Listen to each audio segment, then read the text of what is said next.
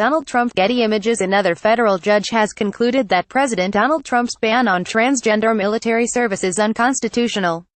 U.S. District Judge Marvin J. Garbis, a George H.W. Bush appointee, blocked the entirety of Trump's order on Tuesday in a trenchant opinion that pilloried the president for his capricious attempt to degrade American service members on account of their gender identity. LGBTQ advocates could not have hoped for a better decision. Trump tweeted the ban into existence in July without warning the Pentagon, which had allowed open transgender service since June 2016. His lawyers later converted the tweets into a memorandum that would purge trans troops who had previously been invited to serve openly. The administration claimed trans service members disrupted unit cohesion and required pricey medical treatment. A RAND study commissioned by the Department of Defense had previously found that open transgender service would have no negative impact on the military. Several civil rights groups have sued on behalf of trans troops. The case at issue in Garbis ruling was brought by the ACLU of Maryland in the U.S. District Court for the District of Maryland.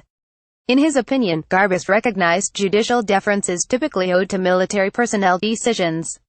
But he declined to apply that deference here in light of the fact that the president tweeted the ban with no policy review or evidence demonstrating that it was necessary for any legitimate national interest. Instead, Garbis agreed with Judge Colleen Collar-Cottley, who blocked the ban in October, that the decision to exclude transgender individuals was not driven by genuine concerns regarding military efficacy.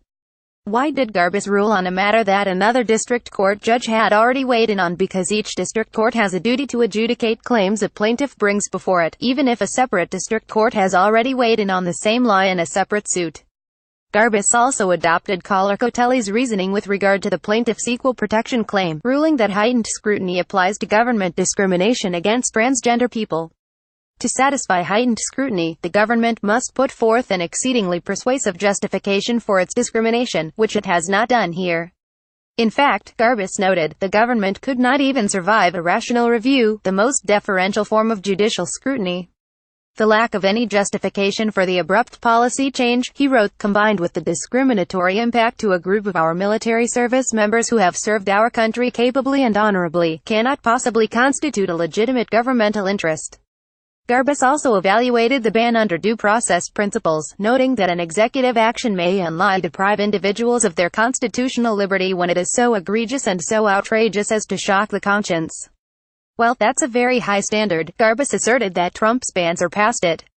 An unexpected announcement by the President and Commander-in-Chief of the United States via Twitter that the United States government will not accept or allow transgender individuals to serve in any capacity in the U.S. military certainly can be considered shocking under the circumstances. A capricious, arbitrary, and unqualified tweet of new policy does not trump the methodical and systematic review by military stakeholders qualified to understand the ramifications of policy changes. Like Collar-Cottley, Garbis froze the ban as a probable infringement upon the constitutional rights of transgender service members.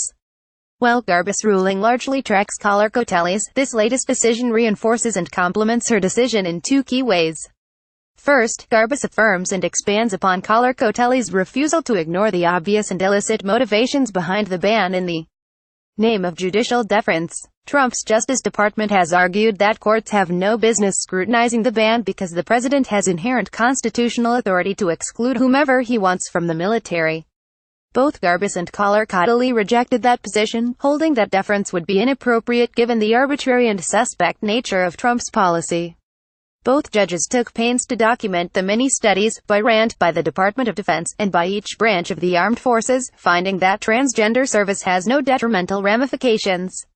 Second, while Collar-Cottley focused only on equality, Garbis grounded his decision in both equal protection and due process.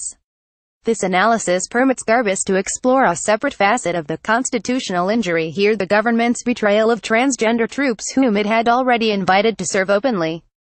Garbis holds that this egregiously offensive duplicity constitutes a due process violation on its own terms. This logic might appeal to other judges, including Supreme Court justices, who were hesitant to join an expansive equal protection decision protecting transgender rights. It's a narrower path to the same conclusion. Trump's trans troops ban cannot withstand the slightest amount of constitutional scrutiny.